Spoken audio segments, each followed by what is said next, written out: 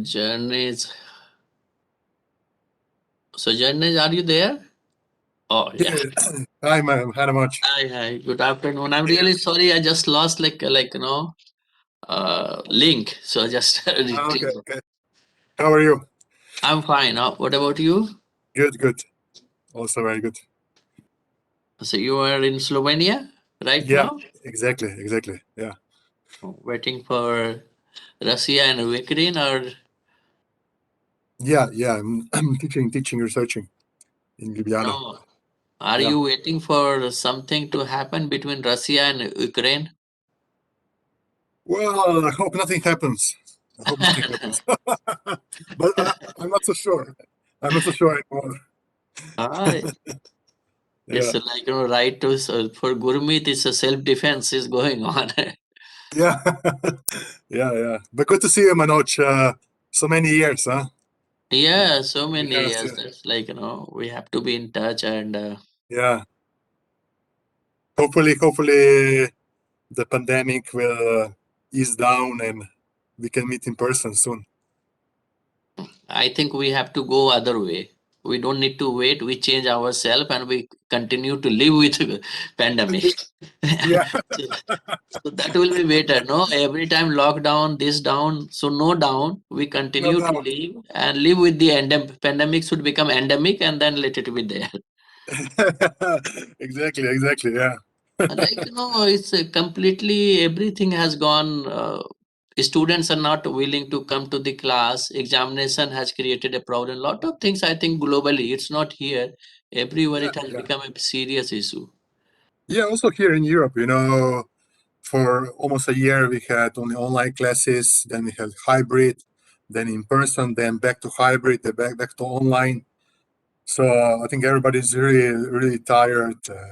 I think it's much more work for all of us who work in academia, to get the process, the teachings, the research going on. So hopefully we'll go back to prior 2020 soon. Yeah, we can't wait for longer. Now we had sufficiently 2 years gone. Now we have to Yeah, learn to live, I believe. exactly. Yeah, That is the way we can go. exactly. So, all right. So Ernest, if you permit, I can start with the introduction and we have two Perfect. PhD. I think many PhD students have joined, but two are visible. Nivedita is there. She is also doing PhD here. Okay. Gurmeet is next to you, sitting is also doing PhD. Soril, Ritesh, I think everyone has joined. Many PhD students are there. Perfect. Glad to be Uh, here. okay. So we do something for the PhD, students also we can explore because some special program for you which I'll take later on. I'll discuss with you. And Nivedita or Gurmeet, we can do something where you can discuss with me only for the classes and same also. If you find me worth, we can also engage. You can engage me also for your student. Yeah. All right. So let's me begin with introducing Jernej, he visited an Indian Law Institute, I believe, in 2016 or 17, and he stayed in the Yeah, Indian both Law times. Institute Both times. 4 years back. And that was the time we started a program which was a completely new program in India. And now still it's a picking up that the business and human rights. And credit goes to our good friend and common friend to Professor Surya Deva, who is still, I think, till February, he's the member of the working group. So he took initiative and he brought Jernej and others for the talk here for the 1 week program. So Jernej was here in the Indian Law Institute, interacted with many students in the class. So we cherish the time you spent here, and it was wonderful meeting you in the first time. And since then, we are in a touch on a bit in a different ways. We are writing each other and then also contributing paper to your book. So Jernej, for the audience, those who welcome to all of you, and I believe this is the second lecture in the 2022. not the first. I believe we had once, and then this is the second lecture we are doing. We had many lectures in the August, September, or October, but somehow Jernej is his full name is Jernej Letner Cernic. I think J is like you pronounce Jernej or Jones. Jernej with Jernej. Y, with So Y. Jernek Letner Cernic, Jernek, not J is Jernek Letner Cernic. He is a full professor of human rights and constitutional law at the European Faculty of Law and the Faculty of Government and European Studies of the uh, new university in the city Kranj in Slovenia. Slovenia is like it's a country. Latvia, Slovenia, and Estonia, three country, but and like also very close. So Slovenia. He is also a visiting professor of law at the European University in Frankfurt in Germany, and at the Riga Graduate School of Law at Latvia. Uh, he has published extensively on business and human rights. So he is among the few scholars who have been working. If I name, I can name Jonas Radu Myers, or I think the Radu is there in the Sweden, and then Surya and other teachers like very few people have contributed. So he has extensively working in the business and human rights, the rule of law, and general human rights. Jernej has recently published two scientific monographs, namely Corporate Accountability Under Socioeconomic Rights, Corporate Accountability Under Socioeconomic Rights, published by the Routledge in 2020. Then the impact of European institutions on the rule of law and democracy, Slovenia and beyond, which has been published by the Oxford in 2020 again.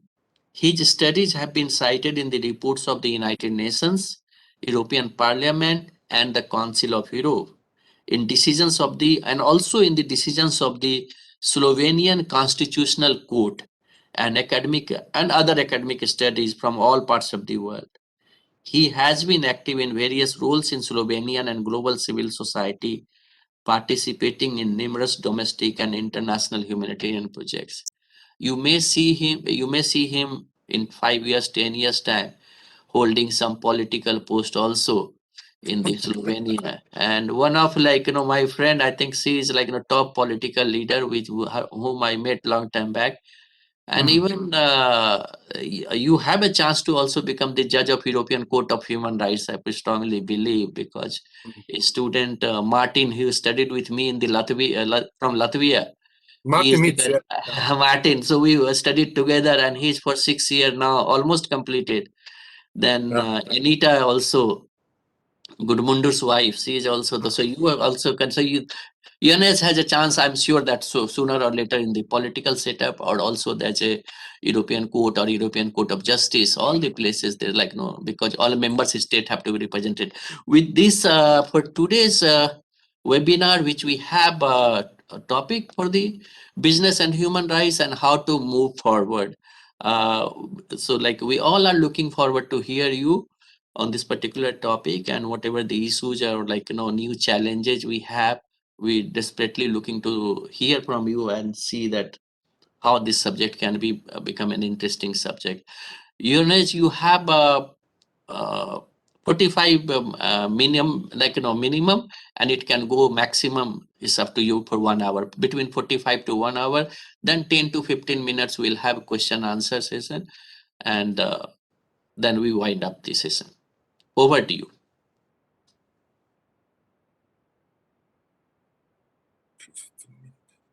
All right, can you hear me? Yes. Thank you very much, Manoj, for these very kind words. It's a pleasure to be giving a seminar again at the Indian Law Institute. I remember from 3-4 years back, I twice gave a couple of lectures during the summer school. Manoj and Surya Deva organized in June, July 2016, 2017, and it was one of my greatest experience as a teacher, a very engaged student. So I'm really looking forward to having this webinar with you. And also, it's a pleasure, Manoj, to talk with you again, I think this pandemic perhaps stalled the contacts in person, but nonetheless we we have stayed in touch through virtual means. I hope that we can see us soon again in person. Now, as Manush mentioned, I'm a professor of human rights law and constitutional law in Ljubljana at Nova Univerza, a new university. Ljubljana, the capital of Slovenia, which is a member state of European Union and Council of Europe. And I have been active for very long in this field of business human rights. I started to research in this field perhaps in 2001, 2002, so almost 20 years. And the objective of my today's webinar is basically to take stock, to look what has, how the field has developed in the last 10 to 20 years, but then also to look forward, how to improve, how to strengthen the field in the future. And I'll try to address some of the issues which arise, challenges, weaknesses, but also strengths of business human rights in global setting. Obviously, I'll be speaking from my context, my personal socio-economic context, being based in Europe, being based in the member state of European Union. But of course, you're happy to raise questions, comments when I finish my lecture. I hope we'll have discussion also taking into account perspectives of global South. Now, the title of my talk today is Business and Human Rights, How to Move Forward. And of course, business human rights is a field which addresses the question whether companies should have or do they have obligations to respect human rights. Many of you would know that human rights in domestic settings, traditionally they were constructed in the relationship between individuals and public authorities in this vertical relationship. But only recently, in the last decades, we are witnessing a paradigm change from this vertical protection of human rights to this more horizontal protection of human rights, that human rights also apply in this horizontal relationship between two private individuals, between individual groups and perhaps corporations. And the field of business human rights, started in 1970s when the United Nations started to work on this code of conduct for transnational corporations. But then nothing came out of it. At the end of 70s, there was no consensus or political will, if you want to put it like this. And the development started again in 2004, where deceased professor of Minnesota University in the States, David Weiss, prepared a draft of UN norms on business human rights. And again, these norms were not very much welcome. Particularly states and business community lobbied against them, and they were successful in that. So the whole project stumbled, and it was closed down. But immediately after, in 2005, UN Human Rights Council established a special mandate of a special representative of business human rights, which was given to late John Ruggie, who then performed this function from 2005 to 2011. And the main outcome of his mandate was the adoption of United Nations guiding principles on business and human rights. We will come to that in a minute. I just want to highlight three group of questions which are very important when we discuss business human rights. One group of questions, include questions such as who is causing harm to individuals and groups, who is causing human rights violations, and then, of course, connected to that, who are duty holders of human rights obligations? Are there only states, only public authorities, or one could also argue that corporations and other non-state actors have human rights obligations? And then thirdly, the question is, who is accountable for the commission of business-related human rights abuses. And then the second group of questions which I want to address today is what kind of mechanisms are available? Where can rights holders turn to in a case of alleged business-related human rights violations? Are there many mechanisms either at the national level? Perhaps during my lecture, you can think of any examples from Indian domestic legal system where can one turn in case of alleged human rights violation by a private corporation. And then thirdly, the question is also what are the opportunities to improve the field of business human rights, and particularly how to bridge the gap between utopia and reality in business human rights. Because when one works and follows different discourses in business human rights or human rights in business, often we see very idealistic approaches to business human rights, and those idealistic approaches sometimes, they burden on the utopian expectations,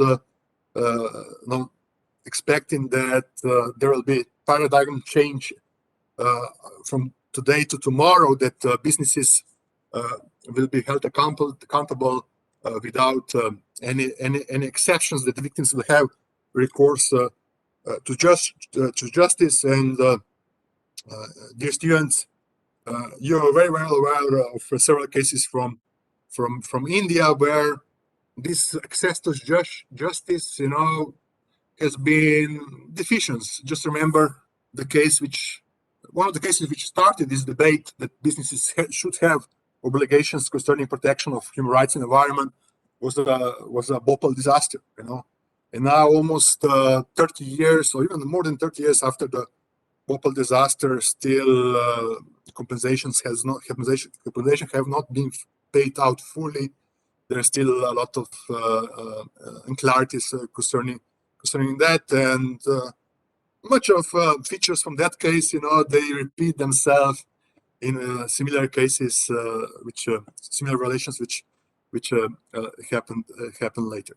So let us just for a minute see what has been done in the last 10 to 20 years in business human rights, particularly when we ask ourselves which are the sources of corporate human rights obligations. Because myself and many other commentators and people who work in the field in civil society, but also states, we argue since more than a decade that companies have human rights obligations. They have to respect, protect, fulfill human rights, and that their obligations are complementary to those of states. Now, of course, states have primary obligations in international human rights law and constitutional law, but nonetheless, businesses have complementary obligations. And as we are lawyers now, we have to explore where we can find sources for that. Where we can find sources. Well,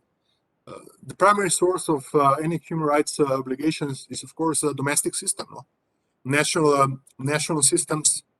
And in the last 10 to 15 years, there's been quite a huge step forward, in adopting domestic laws for, in the field of business human rights, requiring companies to respect and protect human rights, particularly in the area of controlling their supply chains, controlling that human rights and environment considerations will not be abused and violated in their global supply chains, particularly demanding from them that they conduct due diligence, human rights and environmental due diligence as a set of processes which identify risks, address the risks, and prevent risk in the global supply chains of the companies. And those developments are particularly seen in the countries of global north, if I use this term,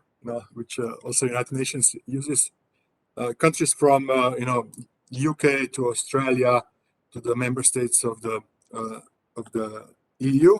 Let me give you just a few examples that we'll see how that works. For example, the Netherlands in 2016 adopted child labor due diligence law, which requires companies to identify the risk and prepare a statement that they address and prevent risk concerning child labor in their global supply chains. One of the deficiencies, for example, of this act was that it is still after 5 years not fully applicable. It doesn't fully apply. But nonetheless, in the Netherlands, they're discussing adopting a general due diligence law this year. Then perhaps a textbook example of good practice, normative legal good practice in the field of human rights at the domestic level.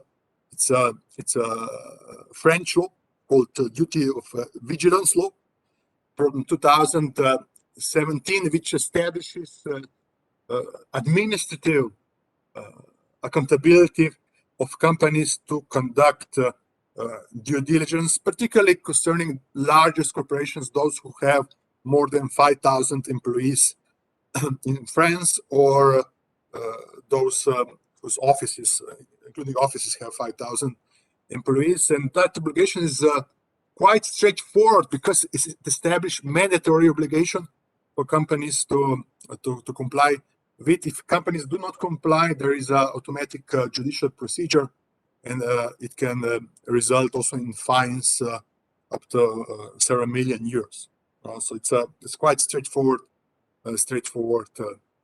law, which established very direct obligations. Now, last July, there was another development in Germany when the German Parliament adopted act on due diligence on supply chains, and this act will start to apply on 1st of January next year, and it will create also obligation for largest corporations, those corporations which have more than 3,000 employees. There are about 1,000 those corporations in Germany, and they will have to conduct due diligence to their supply chains. Also, they will have to ensure that their suppliers, the direct suppliers, will comply with human rights and environmental considerations. Particularly, this is very important in the first level of global supply chains, because you know that the supply chains of companies are very complex. Now they have different levels. Just imagine, for example, of how many parts a simple family car is made of. Thousands of parts which have different supplier, different business partners, and it's difficult for companies to control that. And German law will require that, for example, the Daimler-Benz Corporation will have to control the first tier of supply chain, the first tier of suppliers, but not going to the bottom of supply chains. German law also imposes very strict penalties and sanctions. It imposes also corporate administrative accountability, and in some cases also it does not exclude civil liability for violations of human rights and environmental standards. Apart from those laws, there are a bunch of laws from UK and Australia and other countries on modern slavery, prohibiting modern slavery, requiring reporting on acts combating modern slavery. And just recently also Norway has adopted a similar law on due diligence reporting. So domestic sphere is quite important in this regard, that countries are committed. They show commitment. They want to control supply chains of their companies, not only doing business at territories of those countries I mentioned, but also beyond the borders. Global economy nowadays, as you know, is multi-layered, very complex suppliers for many countries. So it's necessary to ensure accountability across the global supply chains. Then on the regional level, there also have been quite a few developments, particularly in Europe, within the European Union, in 2017, the so-called non-financial reporting directive started to apply for the larger corporations in the EU. Basically requires them to report on non-financial indicators of their business operations, and that directive is a binding law in the EU. That directive imposed quite direct obligations, and also brought about change in the practice. And the companies nowadays really report, and some of them they even measure how they respect human rights and environment in their global supply chains. Also recently, just last year, a regulation which is also binding law in the EU started to apply regulation on due diligence in the supply chains of conflict metals and minerals, basically requiring importers of those metals and minerals into EU market to conduct due diligence to ensure that the risks in the supply chains are identified and addressed, and that the companies provide remedy. So there is also a lot going on regional level. There's evidence of corporate human rights obligations of different nature, of different form, of different scope. But the most important step is still outstanding. The most important step is still outstanding. Particularly, I have in mind here the initiative to adopt within the EU a binding EU corporate accountability and due diligence directive, a general due diligence directive which will impose due diligence obligations on all large corporations which have their main offices in any of the member states of the EU. This proposal was put forward in March last year by the European Parliament as an annex to the resolution on corporate accountability of the European Parliament. And since then, European Commission has been preparing draft to send it to the Parliament and to the Council of the European Union, which are the legislative branch within the EU. But unfortunately, as corridor sources from states and governments and officials tell, there have been quite a lot of blocks, quite a lot of obstacles to getting this proposal finalized. Particularly, as you can imagine, EU is a very strong economic force. There is a lot of business interest at stake, and business, of course, does not want further regulation. And businesses have been arguing against the proposal, against binding obligations. They would settle on, voluntary obligations, on reporting obligations, but there's a quite strong resistance against binding obligation and against supervision and monitoring of this binding obligation. So the proposal is still not out there. It's not in the Parliament. We are waiting that it will be sent. It will be prepared. Now, these are domestic and regional development. As you can see, much is going on, particularly in global north. That might be cause of concern, that if all the developments is ongoing in global north countries. But let me now just focus briefly on international level, and then I will try to localize it to perhaps to global south context through UN guiding principles of business human rights. On international level, of course, there does not exist a fully binding law for companies to respect human rights. Now, of course, states have human rights obligations. India, for example, has the human rights obligation to respect and protect human rights. And through this obligation to protect, also to protect individuals and groups from negative impacts of business activities. But nonetheless, there is no direct obligations on companies to respect human rights. And the only quasi-binding, or we can call it soft law, document in the field of business human rights is already mentioned already mentioned UN Guiding Principles on Business Human Rights, adopted in 2011 by UN Human Rights Council, and there at the time they were adopted consensually without objections by any member of the UN Human Rights Council. And those UN Guiding Principles of Human Rights, they establish tripartite framework.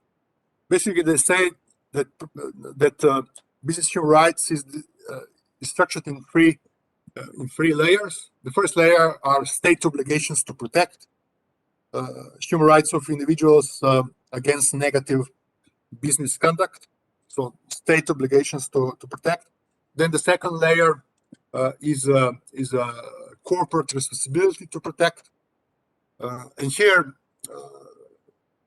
we have to be careful because the UNGPs, or at least its author, the late John Ruggie, who passed away a couple of months ago, he argued that this corporate responsibility to respect is not a legal obligation, but it's more obligation based on expectations of society, what society expects from companies to comply with in the field of human rights. So this is the second layer. And then the third layer is access to remedy, which basically requires states to provide rights holders with access to justice in case of business-related human rights violations, but then also requires that states establish quasi-legal mechanisms such as national human rights commissions, but also companies, they have to have internal remedial procedures to address violations, abuses. So this is the multi-layered framework which UNGPs on business human rights established.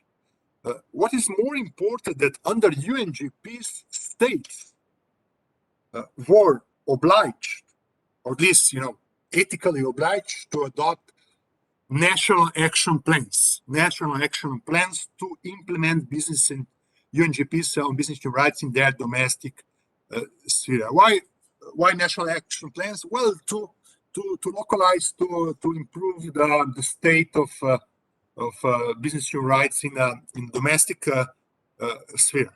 And just a couple of months ago, last summer, we celebrated 10 years since adoption of UNGPs, and there were many events. Also, if some of you are interested, also the main journal in this field, Business Human Rights Journal by Cambridge University Press, had a special issue with many interesting pieces.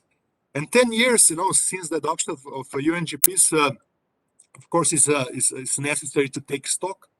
First question, of course, is we can ask ourselves how many countries adopted these national action plans to implement business and human rights.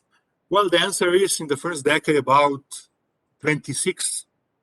Around that, maybe one less, 26 countries. Most of them, they are from global north, from Europe, Northern America, also Japan among them. Some years ago, adopted national action plan. Where in those national plan countries, they committed to change of legislation. They committed to steps to improve business and human rights standards. But then, of course, if you go outside Europe, beyond Europe, because the main issue, and I would also argue that the gravest violations of business human rights occur outside global north. But in most cases, with participation of global north corporations. And for business human rights to look forward, it's really necessary to improve also the domestic systems and standards in the global south countries. It's fine that it's fine that Germany and France and UK and Slovenia and Czech Republic have adopted national action plans. It's important for those countries to improve their commitment to bring about change in the domestic sphere. But then, what I found lacking is the implementation, the translation of those standards to countries outside Europe, to global south, where, for example, when German companies do business in India, or where Slovenian companies do business in Russian Federation or Ukraine. And from outside Europe, only a handful of countries have adopted national action plan. In Asia, if I'm not mistaken, recently Pakistan adopted national action plan a couple months ago. Thailand some time before. Japan, there is a talk that Vietnam will adopt national action plan. I know that many of my dear friends and colleagues from India, they are very strongly involved in persuading Indian government to adopt national action plan, and some work has been done in the past year on that. Hopefully, we will see adoption also by Republic of India of this national action plan. Because national action plan, of course, they are only documents with set of commitments concerning, pillar 1 or UNGP's, pillar 2, pillar 3. But nonetheless, they also bring about change. They bring about change in corporate culture. They bring about change in stock exchanges. They bring about change in domestic global supply change. Of course, in global south, there are further changes, as you know much better that I do, particularly concerning business human rights in informal economy. How to ensure that those standards are implemented in employment conditions, where individuals find themselves outside state insurance, social security, pension, and so on systems. This is perhaps quite difficult challenge. But nonetheless, national action plans have brought about change, and some of the national action plans are quite forward looking. They're quite forward looking, particularly when we look at the question how to measure human rights in business. How to measure if a state and if a company complies with human rights and business standards, with UNGPs on business in human rights. And recently, at least the updated versions of national action plans of some European countries, they have set of indicators by which a state or a company can see if it complies with national action plan. For example, Luxembourg, the second version of national action plan by Republic of Luxembourg has a set of indicators. Also, Czech national action plan, Slovenia national action plan, they have indicators. But nonetheless, even when a state adopts national action plan, there is still a lot to go. A lot of national action plans, also from those countries in Europe which pride themselves as human rights defenders, particularly in the European North. A lot of these national action plans are very general. Very general. They don't provide for very strong commitments, very concrete steps which the states have to adopt. And of course, if we ask ourselves what is the nature of UNGPs on business human rights nowadays, 10 years after their adoption, Jernej at almost every occasion was saying that UNGPs are restatement of existing state obligations in international law. Some commentators also say that they are formally soft law document. They're not a treaty and convention, but with hard law content, with binding content. Others also say that in the last 10 years, there is a substantial amount in practice, at least concerning some states, and that in such regard, UNGPs, at least part of UNGPs, could be considered as a material source of international law. So UNGPs nowadays, they cannot be easily dismissed as soft law. There are now set of persuasive, authoritative commitments which states have to comply comply with in business and human rights. And they have been also taken up by thousands of companies around the world, also by the international organizations.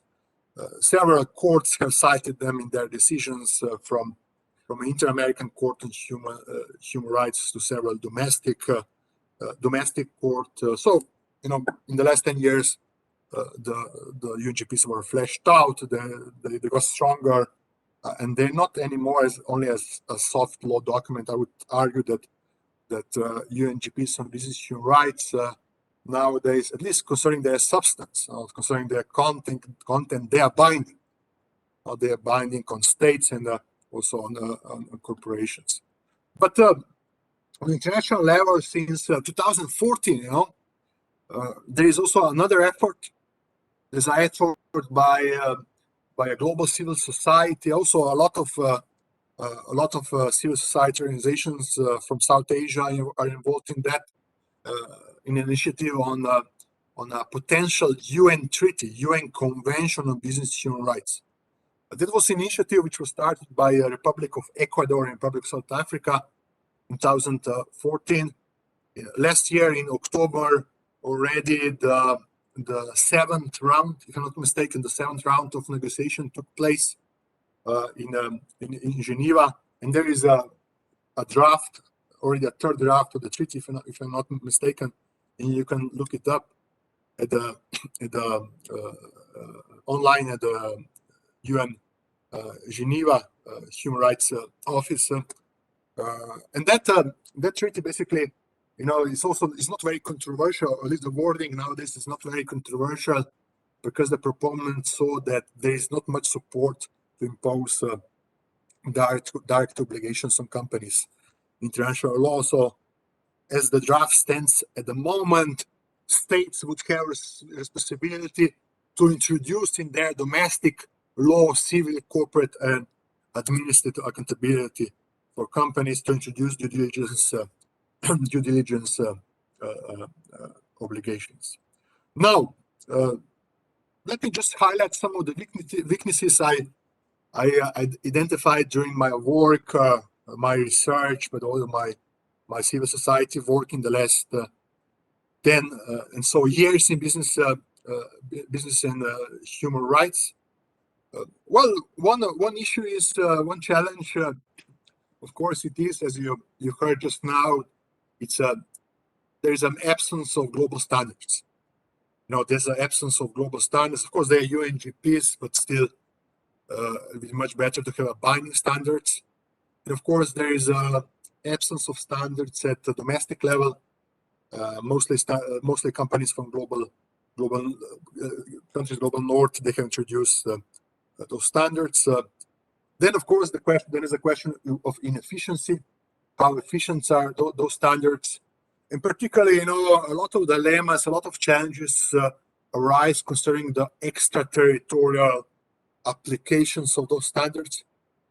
For example, could a rights holder bring a case against a French corporation for doing business, in India for alleged violations before the French court?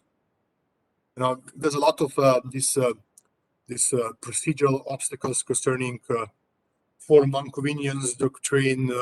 Then the question how far does duty of care extends during the corporate structure, and how can we ensure that extraterritorial obligations are applied? And then, of course, more theoretical and philosophical objections: is it really suitable that abuses which occurred in global south are processed before the courts and judiciaries of countries of global north? Some academics, they here use the words of colonialism, imperialistic justice, and so on. I'm sure you've heard of these arguments, particularly from critical legal studies discourse. Then another challenge is lack of access to justice. Lack of access to justice has been a challenge since the start of business human rights. Very difficult to bring the case before the court and to be successful. Then the question also of double standards. Are the standards equally applied to the domestic and foreign companies? Those of you who are experts in international investment law, you're aware of different doctrines of international investment law, which protect foreign investments. They afford them privileged treatment, and that perhaps, of course, it's questionable from business human rights perspective. And the fourth challenge, which I also notice, is that in many aspects, in particular here in global north, in the financial institutions, in banks, in hedge funds, at the brokers, in the last year and two, there's a lot of talk of SEG. I'm sure you heard of it, environmental, social, and good governance standards, that investments have to fulfill that, and arguing that investment will bring more profit if they comply with with those standards. And here, I find all this discussion very questionable, because in many aspects, is very much connected to corporate social responsibility. These SEG standards are more or less voluntary standards. And in Europe, but also in North America, we see conflation and confusion between business human rights and corporate social responsibility, particularly in the private sector. Private sector is eager to dilute business human rights by saying or subscribing to corporate social responsibility, saying that, well, we are committed to we are a socially responsible company. We invest, we support the local theater, local cricket, local football club. We are socially responsible. But this is not, dear students, this is not business human rights. Business human rights is an area which argues for binding standard for accountability of companies when violations occur. Also which argues for preventive measures. Preventive measures that violations do not occur. So, but in the last 10 years, we have seen, and many commentators notice that in corporate sector there is a quite strong move to undermine business human rights by replacing it with corporate social responsibility. Then the fifth challenge which I have identified is perhaps a very deficient role of the state. Deficient role of the state in protecting individuals from business and human rights, particularly in respect of supervising, monitoring private companies, but even more so state-owned enterprises. In many parts of the world, state-owned enterprises they form a larger part of national economy. And of course, state-owned enterprises, they should be leading by example in business human rights, due to primary obligations of state to respect human rights. But in effect, in practice, particularly here in my region, where I'm involved in quite a lot, also in practical work in business human rights in Central and Eastern Europe, states are not very keen in control their state-owned enterprises. Particularly, just to give you some examples, all the energy sector, in Eastern and Central Europe is controlled by state. All the large extractive companies, they're controlled by state, and those companies often they are involved in allegations of human rights violations, but also in corruption allegations. And then, of course, what is really important, and I came to appreciate this in the last 10 years, both here in Europe but also elsewhere, that it's really important that for business human rights to advance, and it's a challenge nowadays in much of the world, also in global north and global south, the question of rule of law. Rule of law.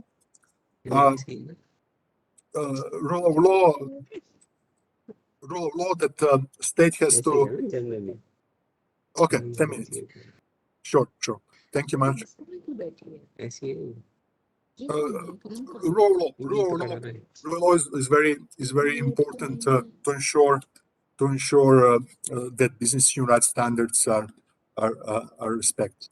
Nowadays, just to slowly come to a conclusion, and I'll give you some steps, at least in my opinion, how to move forward in business human rights. What needs to be done to improve the field? Well, I think the first step at the bottom level would be to work on engaging different stakeholders to build capacity to spread promotion information on business human rights. To engage different stakeholders to improve the capacity. And I'm aware that in Asia, also in South Asia, Southeastern Asia, a great work has been done by UNDP office in Bangkok, which has been working very diligently, and they did a lot of hard work in the recent years to improve the capacity in the region. Also in India. Then, of course, it's very important to define expected objectives. Objectives which needs to be reached in a particular time, and also measures and actions to achieve those objectives. And in this regard, it's often very helpful to include measurable indicators in the implementation of business human rights standards. Measurable indicators, which could then, through the provision cycle, through the quality assurance cycle, then produce results and feedback in order how to improve, how to move on in the future. And also, what is also important there is a competition between states in a particular region. Now that there is a national, regional, and global peer review. I know a couple of years ago the state of business human rights in Asia was quite status quo. Not much was going on. But then first Japan or Thailand adopted national action plan, and then Pakistan adopted national action plan, and then some other countries are looking at those countries. Vietnam is looking at Thailand, perhaps some other countries at Pakistan, and they say we also want to adopt national action plan. So there has to be healthy competition between the countries to adopt these standards.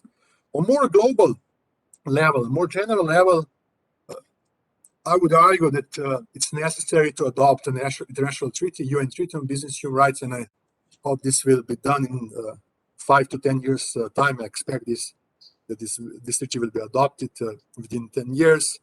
Then also companies have to strengthen protection of human rights in business operation, particularly in those countries where there is no mandatory due diligence obligations. Perhaps also for you guys in India, that would be a way to go to start to advocating, maybe first for non-financial reporting by companies, and then moving on to mandatory due diligence. And then, of course, it's very important to improve access to justice. Access to justice, both domestically but also regionally and globally. But just to conclude, perhaps last sentence or two. What is really important is a change of mentality. Change of mentality, and change of mentality by businesses, but also by states, by people who work in a state public administration, that they accept that businesses not only have to generate revenues, make profits for their shareholder, but that they also contribute to the society. And this change of mentality is really necessary in order to achieve change of paradigm. Change of paradigm, and once we have a change of paradigm, then also all of these changes will be will be easier to make. So thank you very much, Manoj, for this invitation. It was great to give this lecture, and I'm happy to answer some questions, comments, or you're free to disagree with me. Thanks. Thank you very much, Jernej. I think we'll start with the question answer, and then I'll summarize later on. If so now, if any one of you have any question, you can ask, or even you can put in your chat box, whatever suits you. So over to you, participants.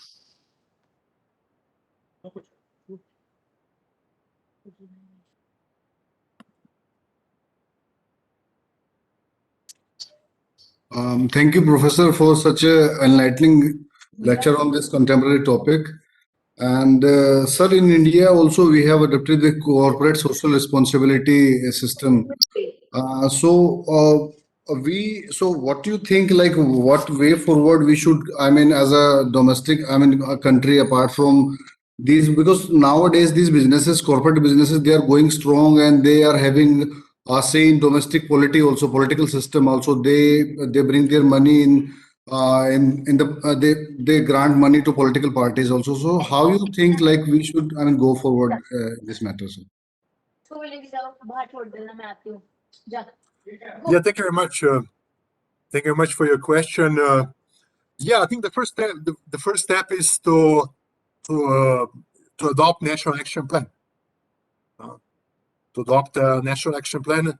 As far as I'm aware from my conversation with my Indian colleagues, Indian government already committed to developing a national action plan some years ago at the Business Human Rights Forum in Geneva, and the Indian government also prepared a draft. There's also a draft of national action plan, and this is a good way to go about it, to work on that, try to persuade the policy makers not to adopt this national action plan, because this national action plan is, as I said, of course it's a document, it's non-binding document. Nonetheless, it binds both the government but also companies to take steps in adopting business insurance standards.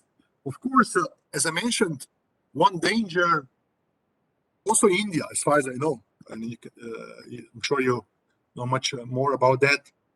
There is a challenge, there's a dilemma how to find the right balance between the promoting trade and investment and human rights. And I hope India will not go in the direction of corporate social responsibility.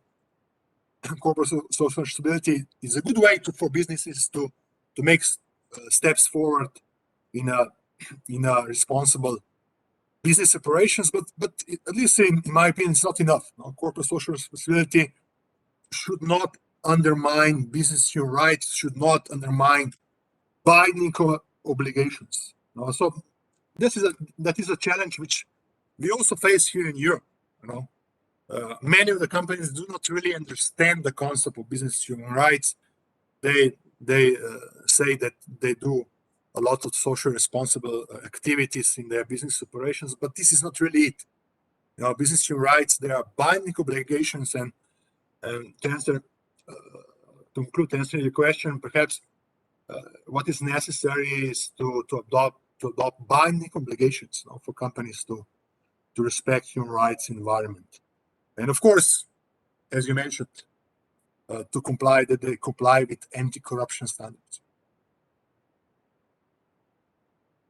Good afternoon, I think Professor. there's a question in chat box. You can see. Let me. Sorry, I cannot see it. So I can read it out. I have Yeah, that please. question with me. So thank you very much for enlightening discussion.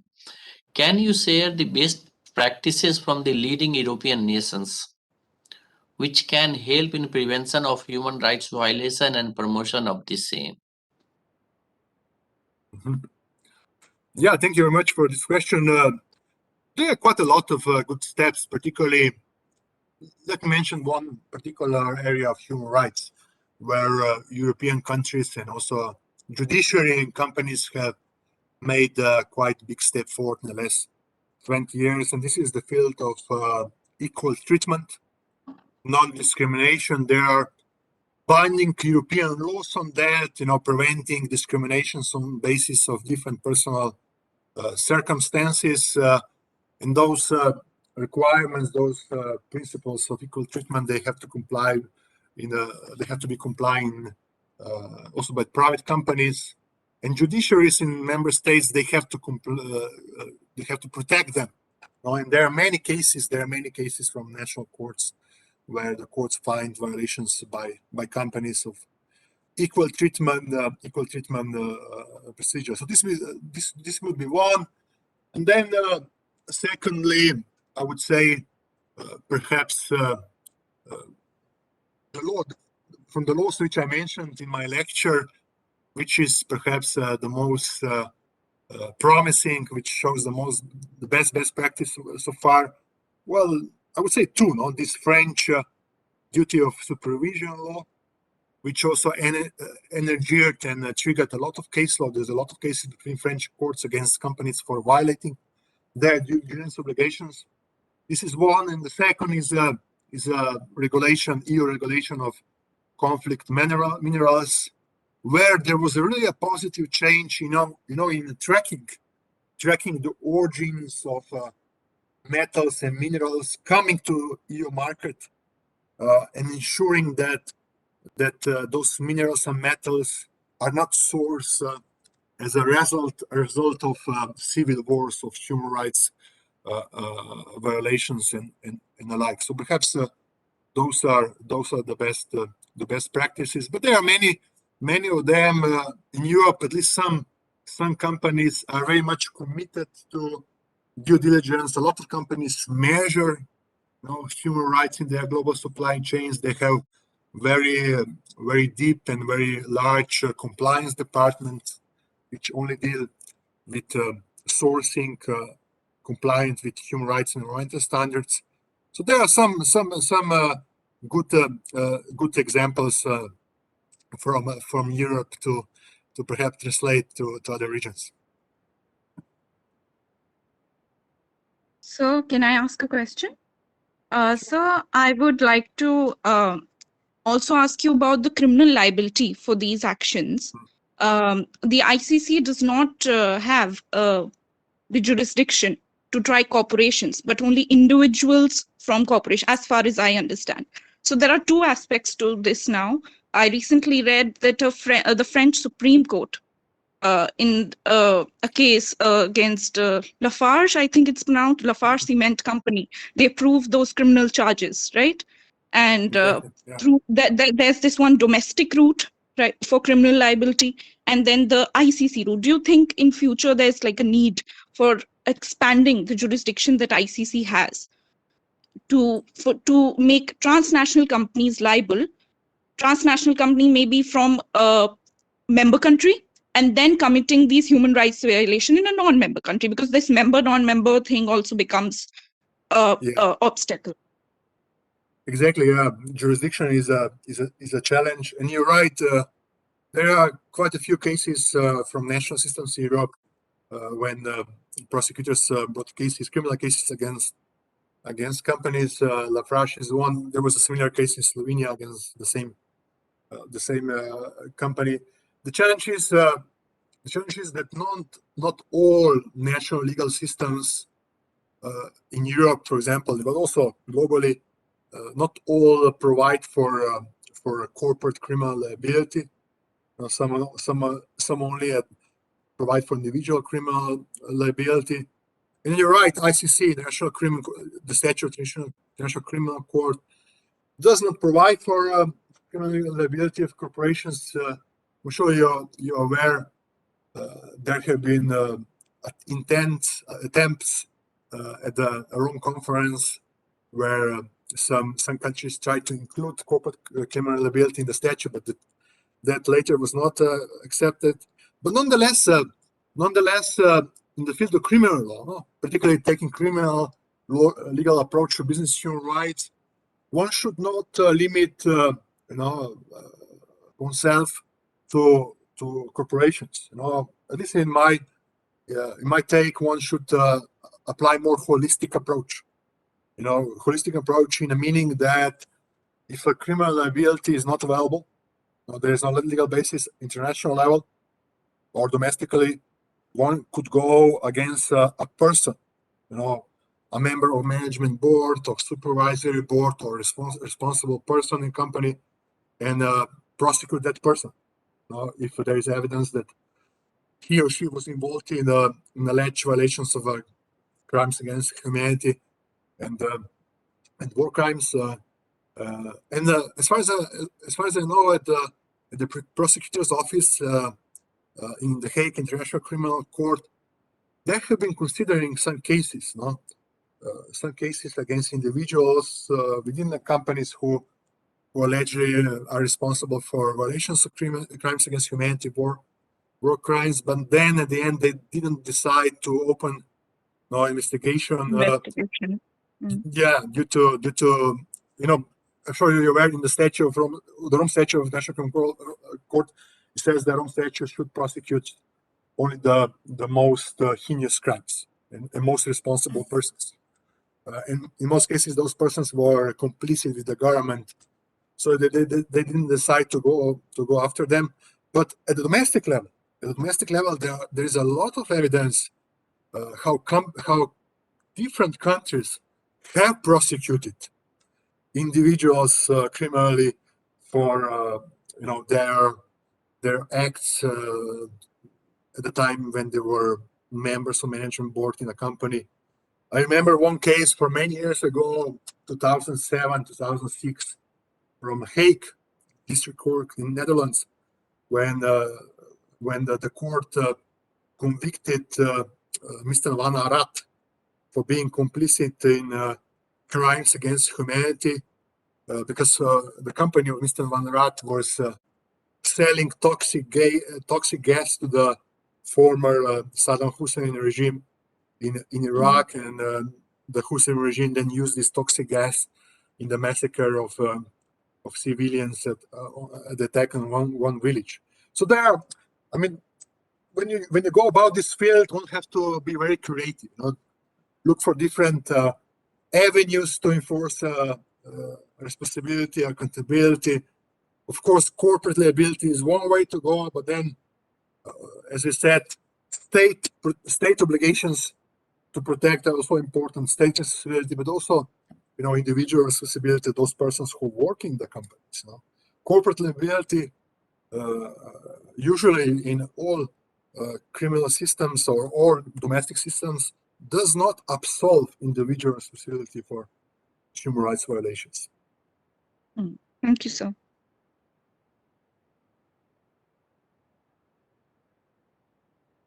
Good afternoon, Professor. Hello. Yeah, actually, sir, just now you have said that for business human rights improvement, what need to be you have said access to justice. Looking to the Yeah. developing nations where population is huge and infrastructure, legal infrastructure is not so adequate. So in that proportionate this thing compliancing with the human rights is not inversely proportionate to the population, sir, and infrastructure is not so good. Yeah, exactly, Narpat. Very good comment. You're right. In many nations around the world, there are challenges to the rule of law. Rule of law is deficient, is very weak. Often, when we talk about global South, there are difficulties with institutions, fairness, independence, impartiality of institutions, and then a part also with access to justice. How can one ordinary person from India bring a case to the court? There are many challenges, both procedural, financial, socio-economic challenges, and often I agree, Narpat, it's difficult to. It's very difficult if a person is not capable. As Amartya Sen always has argued that the person has to first meet her basic capabilities in order to fulfill oneself in life. And this is particularly true, as I mentioned earlier, in countries where the percentage of informal economy is very high. And in this regard, NARPAT, the best way is to work from bottom up. From bottom up, work with different stakeholders, work with different civil society organizations, trying to prevent in advance business-related human rights abuses from occurring. Because then, as you correctly mentioned yourself, there is the chances to bring a successful case before the courts are quite low. So that's why this bottom-up approach to business human rights is also very much important to increase the capacity of civil society to first identify the risks in business human rights, then to address them, and then to try to improve the situation, try to better the implementation of business human rights at the ground. Of course, in terms of India, for example, we all wish that India adopts very soon national action plan on business human rights. I'm sure the government will adopt hopefully this year, but of course this will not be enough.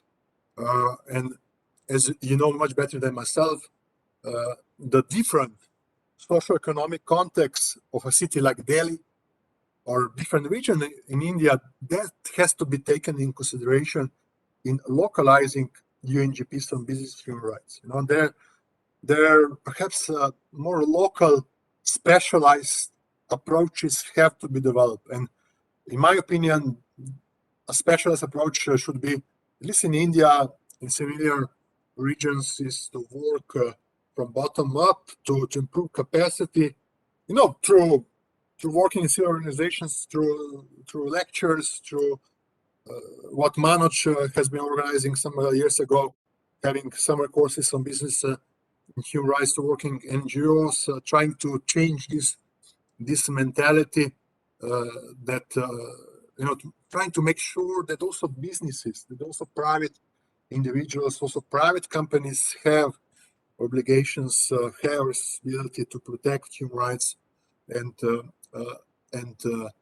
environment. And obviously, one way to make sure is that for any global South country is to make sure that companies which are registered in Europe, for example, which are registered in countries such as Belgium, Germany, Slovenia, and so on, do not look for other markets just because those markets have different regulatory level, that regulations is a bit lower. There are some really bad, as you know, dear students, from your experience in your country, there are some really deploring examples of European companies doing business in India, different regions in India, particularly in extractive industries, not complying with standards at home and trying to do business in India just because the standards in some Indian states are lower than in Europe. I think there should be a way to compile both bottom up and top bottom approaches in order to improve business human rights. Thank you, sir. Thank you, Narpat. Hello, sir. Sir, I have another question. So I'm taking a cue from the last discussion that you just had. So, sir, as per various and recent news reports, many corporations from European Union are exporting their waste, various kinds of waste like electronics, plastic, etc., to the countries in Asia. So, sir, does the National Action Plan or the Regional Action Plan of EU for corporates deal with this issue as well? And are there any liabilities for corporations regarding this? Yeah, great question, Nivedita. you hit one of the challenges in business human rights in Europe, which is the question whether state obligations to protect, for example, European countries, do they extend also extraterritorial? Do they extend outside the borders of a particular European state? And to give you theoretical answer, just first theoretical answer. Well, if you look at UNGPs on business human rights, you will see that the first pillar of state obligation to protect, you will not find anything on extraterritorial obligation. John Ruggie was very reluctant to say that state human rights obligations also apply beyond the borders of the state. So you will not find that in the UN Guiding Principles of Business Human Rights. But nonetheless, you may have heard of soft law document called Maastricht Principles on Extraterritorial Obligations in Socio-economic rights, extraterritorial obligations of states in socio-economic rights. It's a soft law document which was drafted by a bunch of academics, professors from different European countries, and that soft law document submits the contrary. It says yes, companies from European countries, when they do business outside the borders of European countries, they have the same obligation as at home. They have to comply with the basic notions of human dignity, with basic notions of socio-economic rights. And I would, Advita, I would agree with you that such practices of European companies are deplorable. I think also the forthcoming directive of the EU, I hope that will also include extraterritorial, obligations to make sure that such activities stop. But environment does not know the borders. The quality of air, water, and so on does not know the borders. And if a Dutch company exports the waste, I don't know, to Sri Lanka or to Pakistan or to Ivory Coast, it will soon also affect the population of the Netherlands. So it's especially nowadays, Advita, given the fact that EU last year committed to green economy, good transformation of EU-based companies to green companies, I think there is no space anymore for such practices. And I hope also that legal developments will second this. Thank you so much, sir. Thank you. All right. So, Jernej, there is another question by Soril. How does the existing framework on business and human rights address the challenge of violations in the largely unregulated, informal sector that makes up a large part of developing economies? Does it envision some positive obligation as well for state to help the micro, small, and medium enterprises to further this goal of sustainable business and respect for human rights? Yeah, thanks very much. I think this question is very much connected to Pillar 1 of UNGPs. Of course, states have obligations to respect and protect human rights in the economy, in business, regardless of the fact whether the economy is formally structured or not. So as you know, in South Asia and in many countries in Asia, there's a high percentage of informal economy. There, I would say that states have to address this question first. First, the states have obligation to make sure that socioeconomic challenges of individuals are met. That they provide a minimum core of socioeconomic rights to each individual, to each family. I remember Manoj one time 4 or 5 years ago when I was giving classes at Law Institute. we went with my friend Prakash to one neighborhood in Delhi where the conditions of living, at least at that time, were very deplorable.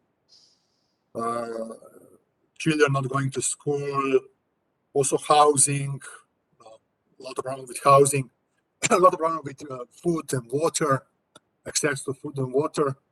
Obviously, the primary obligations to ensure these conditions, socio-economic conditions, is for state to ensure, particularly in this regard of a capabilities approach, which Amartya Sen and Martha Nussbaum developed, those 5 basic goods which each individual has to has access to, water, to food, to decent housing, to decent health services, to a minimum level of education. I think this is a primary obligation of state, but then of course also of companies, where state is not able to provide these basic conditions. State has complementary obligations with the companies. Then of course, more exactly coming to your question, there is a challenge, of course, in informal economy. In informal economy is the challenge. How can a state or how can a civil society in an informal economy argue that also informal businesses have obligations to respect human rights?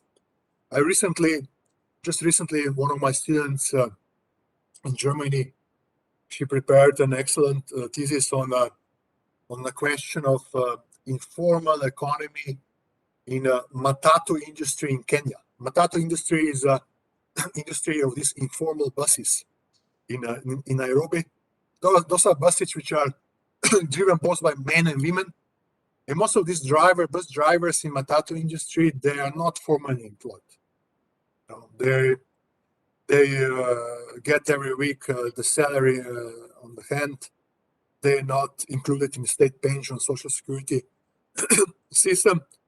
But nonetheless, I would argue that informal economy sector, not only state, but also companies have complementary responsibilities, obligations to ensure first that their workers have their basic needs met, and if possible, also wider community. Of course, in informal economy, it will be difficult to ensure that business human rights standards are implemented, because just imagine informal economy, how can one control global supply chain in informal economy? It's very difficult, impossible. No? But nonetheless, from a legal point of view, I would say that also companies which employ informal workers have obligations to ensure their socio-economic conditions. They have obligations to work with the state that their status gets regularized. All right, Jernej. So thanks from Soril to you for your answer. Jernej, just I have observation to make, and then I'll just conclude. Present pandemic, the entire issue which we have been addressing, it's more with the within line of human rights paradigm. We start looking into applying the human rights instrument. Institution also, Office of the High Commissioner for Human Rights is actively involved. I feel somewhere something wrong. Had we approached with the international financial institutions like WTO, WIPO, so because the focus of WTO, the focus of WIPO, and even the other economic institution is based largely on economic performance. They more focus on the economic performance.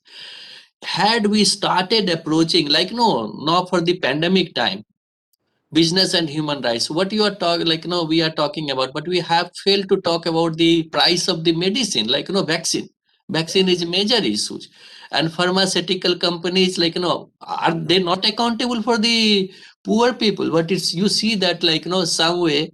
So not Office of the High Commissioner, but currently like WIPO, WHO, and WTO, they are discussing to how to reduce the prices. So my question, submission, and then you can throw some light on that.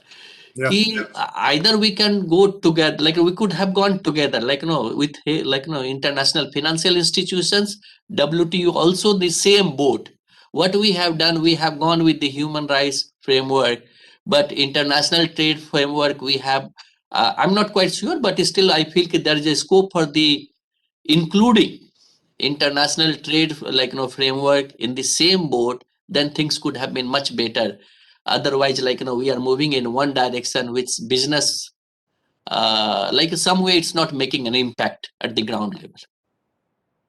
Yeah, I agree with you, Manoj. I think that there's a necessity to structure reform international trade law, international investment law. I think the COVID-19 pandemic revealed a lot of deficiencies, a lot of weaknesses of international investment, international trade system. You mentioned one, the distribution of vaccines to global south, where much more could have been done. I really miss on the part of the largest corporations, those who invented the vaccine, to perhaps to allow to ease down the patent which they develop on the vaccine for some global south countries to produce. Some of them they did that to be fair, such as Pfizer, Biotech, as far as I'm aware, corporation. They did that, but I agree with you that there's a need for a radical rethink of international investment, international trade system to include more social economic consideration, to more environmental human rights consideration. We all know, Manoj, that in the last decades, what we are witnessing is the rise of inequality, almost in every country around the world, but also globally. There is a rise both in income inequality, but also wealth inequality. And that, of course, produces different challenges for our societies, riots, protests, and so on. And I think if the states, but also international organizations such as WTO, Monetary Fund, World Bank, do not change the policies, do not reform the policies, there will be that will be the cause for future challenges of different nature around the world. I think it's necessary to include human rights considerations in investment and trade law. Without that, I don't think that we can really fully advance business human rights. Business human rights without further reform, it will become a new corporate social responsibility. You take I take it further. So you mentioned about the Pfizer, and Pfizer vaccine is very expensive for the African continent and even for the Asian. We have developed in India co-vaccine, which are indigenous, entirely. But you see the Pfizer and Moderna and other companies, they put too much pressure on the WHO and other organization and even the states. So they refuse to recognize Indian co-vaccine. People are fine. We are fine. We have taken co-vaccine. We are perfectly fine. We don't see any problem.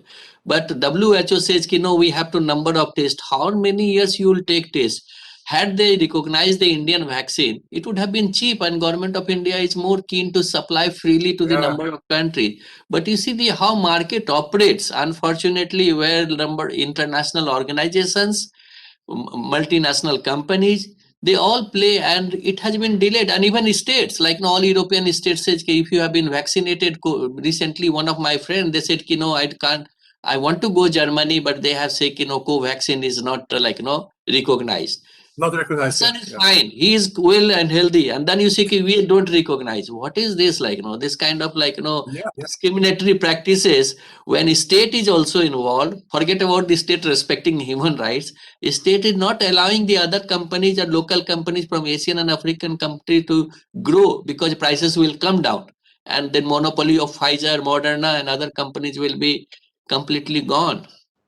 What do you say? Yeah, definitely. There's a lot of unclarities, also discrimination concerning entry restriction into different countries. And I agree with you, Manush. This is very much connected to one phenomena, also in business human rights, which we haven't mentioned, Dave, which is corporate capture of institutions, of institutions both at national level of different branches, government, judiciary, international organizations. I mentioned that why the proposal for corporate accountability director at EU level has not been developed. Well, this is one of the reasons, because the companies have resources to lobby again, and of course those companies from Northern America and Europe, they lobby against any other competitors from beyond Europe to enter the other markets. So those situations, of course, they are deplorable, but they are, as I say, characteristics of current state of current state of art of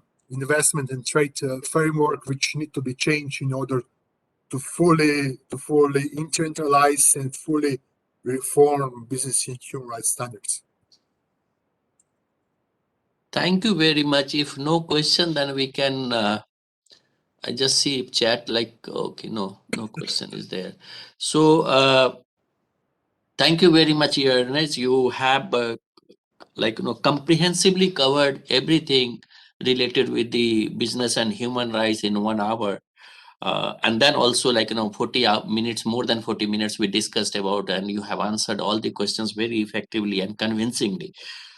You started with the journey 1970, and I believe that ILO, like not tripartite agreement of the ILO 1970, some efforts were there in the business and human rights, and how it has from different time and in initiatives were taken on the different years, but finally it has started taking shape from 2005 when Secretary General Special Rapporteur was appointed as a Professor John Ruggie to do something on the business and human rights, and which finally culminated in General Assembly resolution, General Assembly adopting guiding principles on business and human rights on the 11th June to 2011, yeah, I think so.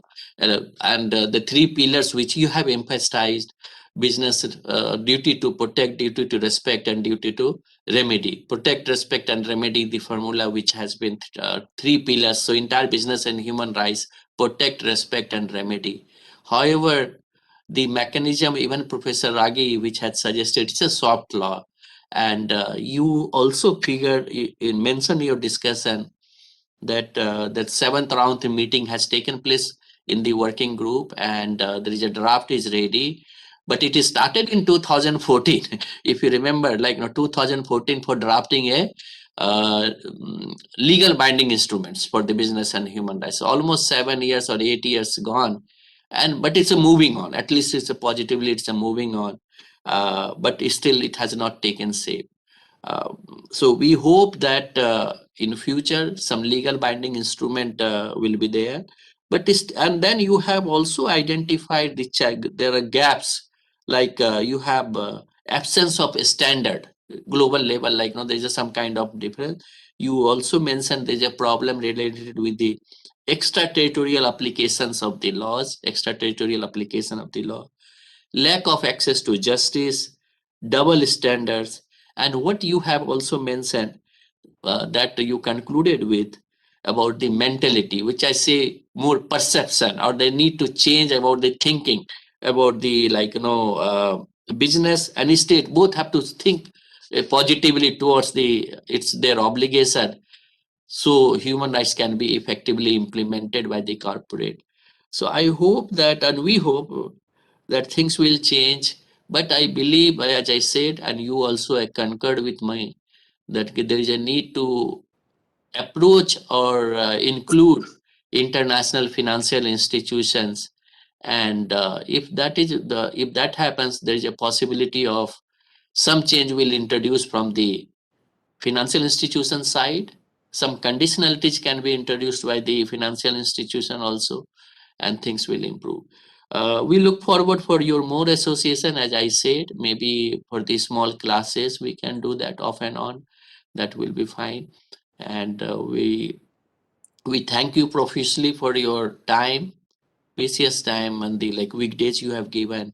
And I'm sure as Nivedita, Soril, Gurmeet, and Aditi and Narpit, they asked the questions and you have answered. So we are greatly benefited by your presence and greatly benefited by your discussion. So thank you very much, Jernej. If you want to say something, or then we'll conclude. Yeah, thank you very much, Manoj and dear students. It was a pleasure to give you this lecture, to talk with you. I hope we can continue this, and I hope also to see you, Manoj, very soon in person. Thank you very much. Thank So you. thank you very much. If you allow, we can exit. We can close the meeting. All right, we have your permission. Bye-bye. So, all right, thank you very much, Bye-bye. Jernej. Thank you, Gurmeet. Thank you, Nurmita, and thank you, everyone. Thank you, sir. Thank you. And Thank you, we'll sir. have another meeting, Thank you, sir. Thank you, everyone. I say just a minute. So we'll have another meeting on the 9th evening, 7 o'clock. And this time, Jernej, we have invited Professor Ramcharan, Vandan Ramcharan, former acting High Commissioner for Human Rights. So you all are requested to attend, and notice will be sent to all of you in due course. Thank you very much. Okay, sir. Thank you, Thank sir. you. Thank you, sir. Thank you, Thank sir. you. We are looking Thank you, forward. sir. We are looking Thank you, forward. sir. Thank you, sir. Thank you.